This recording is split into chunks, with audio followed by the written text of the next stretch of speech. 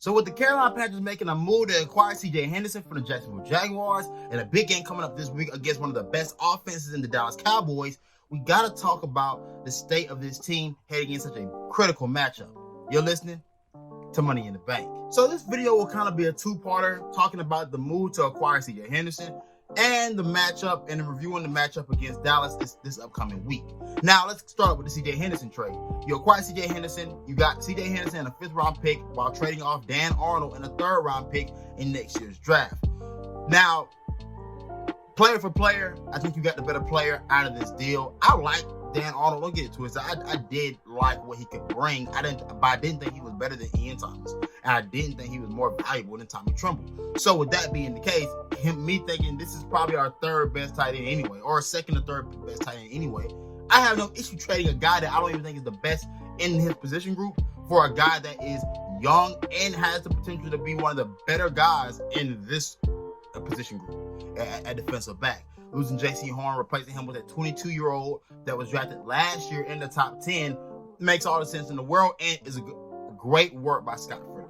I mean, I think this is the first time in Panthers history that we've had a general manager that we trust to go get things done. And when injuries happen, we can trust and believe that he's gonna be on the phone making phone calls to try to get somebody in.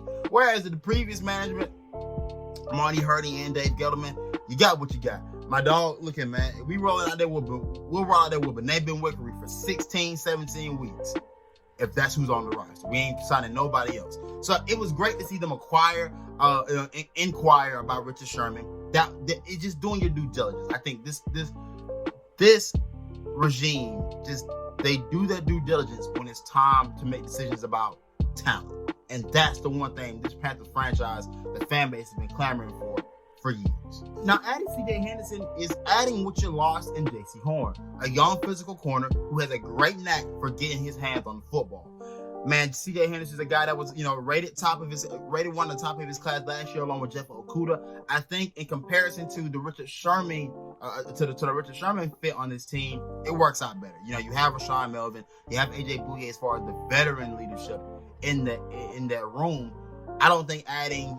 I did want Richard Sherman initially before C.J. Henderson. I didn't know C.J. Henderson was even on the table. So I am happy that we got C.J. Henderson. But one of the reasons why I wanted Richard Sherman is because you added a big physical corner, which is what J.C. Horn is. So adding that onto the roster is what I would think will be the key for us to move forward, because you think about the teams we're facing. You think about Dallas. You think about what they do best. Now, when Dallas is at their best when they're balancing their attack and with the pass and the run, but they have CeeDee Lamb, Amari Cooper. So you want to be able to get your hands on these guys. You want to be able to knock these guys off of their routes. That's exactly what you have in bringing in a guy like a C.J. Henderson. Is he the biggest guy? No, but he is athletic. He is a peak athlete. So having that and matching up with Amari Cooper with him and Dante Jackson, I think works out in your favor. Adding that big physical presence with AJ Bouye, I think works out into your favor. We'll just have to see how this plays out over the course of 4 quarters.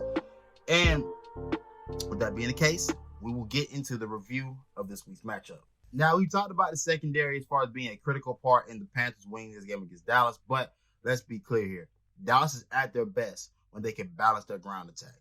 They have I think their record is 26-0 when they pass more than they run under that, with Dak Prescott being the quarterback. So that's telling you where Dallas is going to be, where they should be trying to attack, what they should be trying to establish. And I think they will. I think they'll try to establish Ezekiel Elliott and Tony Pollard. I think a two-man lineup this year that I think actually provides a real threat to the Carolina Panthers as far as, hey, what are we going to be able to do against this group? Can we hold up? Luckily, the Panthers have built this defense the right way, built it from the inside out. And any great defense you've ever seen has been built from the inside out. The Panthers drafted a guy like Derrick Brown last year. It's going to pay dividends in a game like this. They signed Daquan Jones. It's going to pay dividends in a game like this. I have rotational guys that can come in. Davion Nixon, Bravion Roy. Those guys will play a huge part in whether the Carolina Panthers can win this game. Let's look at the Cowboys rushing stats. Right now, Ezekiel Elliott, 44 carries on the year, 199 yards, 3 touchdowns. Tony Pollard, 27 carries on the year, 183 yards, 1 touchdown. Now, Pollard has been there.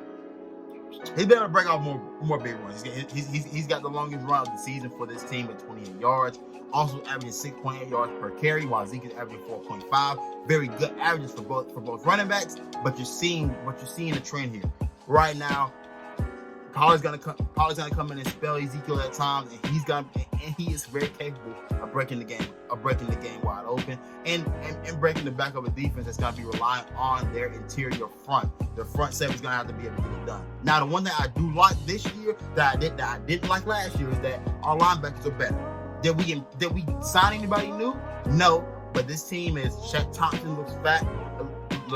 He looks faster and more instinctive than he's ever looked during his time in Carolina. He looks like a veteran that's leading the charge in this room. Jermaine Carter has steadied the ship at middle linebacker, and again, that's all we really ask for at that middle linebacker position.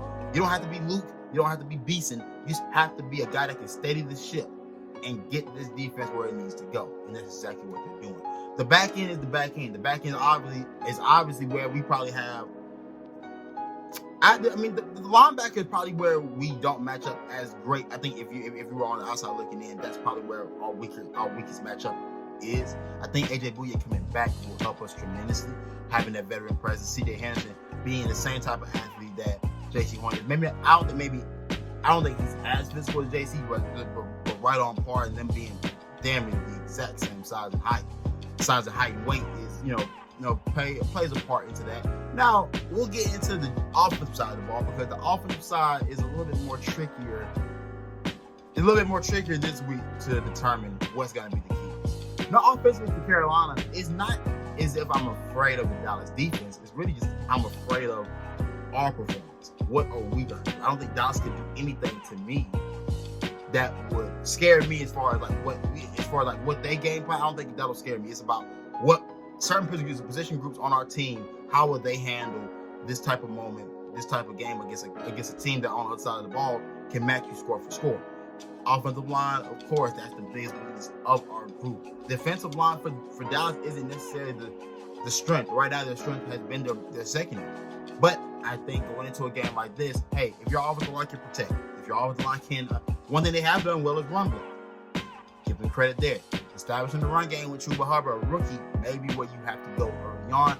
But I will say that if you have enough weaponry on the outside, that if you are able to protect, and you did it well against the Saints, who are a better defensive group than this Dallas team that you're playing this week, I think you could control the game.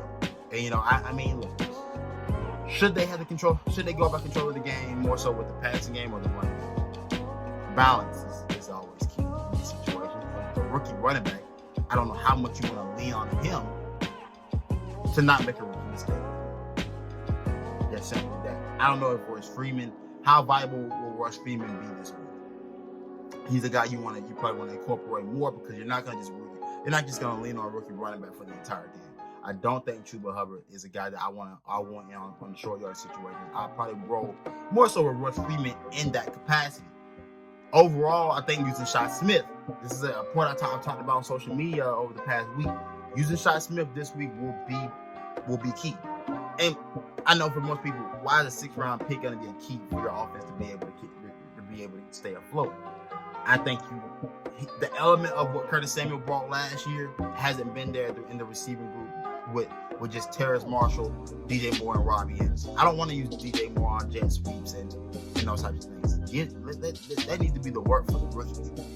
Shi Smith being an explosive asset, a guy that is going to work more predominantly out the slot, is capable of working on the outside, is a guy that you should work to get the ball in the hands of, the same way you did with Tommy Tremble last week. Tommy Tremble made a couple catches last week that were impressive, but his first touch was a jet sweep that ended up him scoring his first touchdown. That's how you need to get these guys that are athletic, that may be a little bit more raw on the side of just playing their position strictly in a traditional way.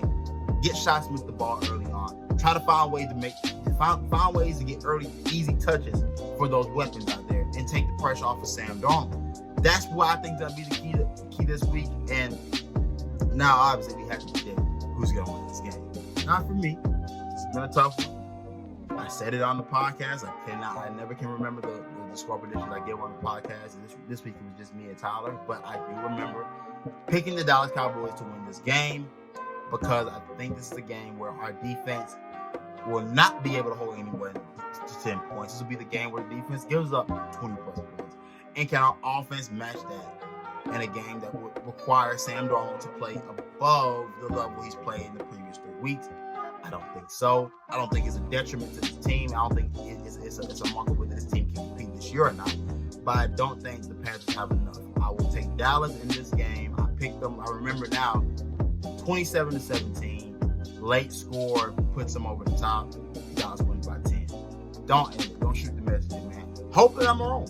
Hoping I am more than happy to be wrong because I hadn't picked to go 2-1 through the first 3 games. We're 3-0. Hopefully 4-0 after this week. But you've been listening to Money in the Bank with the P1N Network, the Panthers Nation podcast. Be sure to follow us at P1N_network on all social media platforms on Twitter, Instagram. Follow me at T_30 and my co-host as well. And until then, I'm out.